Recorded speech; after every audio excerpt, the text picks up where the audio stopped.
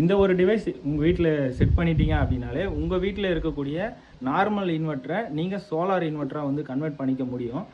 இந்த ஒரு டிவைஸோட பேர் வந்து ஆஷா பவரோட சோலார் சார்ஜ் கண்ட்ரோலர். இது நம்ம போடுறதுனால நம்ம நார்மலாக யூஸ் பண்ணக்கூடிய இன்வெர்ட்டரை வந்து நம்ம சோலார் இன்வெர்ட்டராக மாற்றிக்கலாம். நம்ம சோலார் பேனலும் போட்டு அதிலிருந்து நம்ம வந்து இந்த சார்ஜ் கண்ட்ரோலர் மூலிமா சார்ஜ் பண்ணி நம்ம ரெகுலராக இபியோட சப்போர்ட்டே இல்லாமல் நம்ம வந்து சோலார்லேருந்தே வரக்கூடிய கரண்ட்டை வச்சு நம்ம வீடு ஃபுல்லாக வந்து பயன்படுத்திக்க முடியும். இதோட கெப்பாசிட்டின்னு பார்த்தீங்கன்னா உங்களுக்கு 1.5 கிலோவாட் வரைக்குமே உங்களுக்கு வந்து சோலார் பேனல் வந்து போட்டுக்கலாம். அந்த அளவுக்கு வந்து உங்களுக்கு வந்து இதோட கெப்பாசிட்டி இருக்கும்.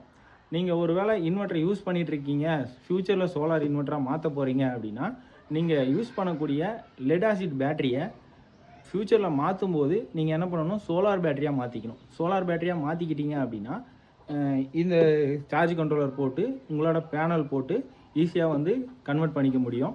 அது மட்டும் இல்லாமல் இந்த இன்வெர்ட்ரு லெட் ஆசிட் பேட்டரி, அதுக்கப்புறம் வந்து லித்தியம் பேட்டரி, லித்தியம் ஃபெரோபாஸ்பேட் அப்படின்னு எல்லாத்துலேயுமே வந்து சப்போர்ட் பண்ணும். நிறைய வந்து இதோட வந்து கஸ்டமைஸ் பண்ணி வச்சுக்கலாம். நம்ம எவ்வளோ வோல்டேஜில் கட் ஆஃப் ஆகணும் அப்படின்னு நிறைய டெக்னிக்கல் டீட்டெயில்ஸ்லாம் நிறைய ஃபியூச்சர்ஸ் இருக்குது.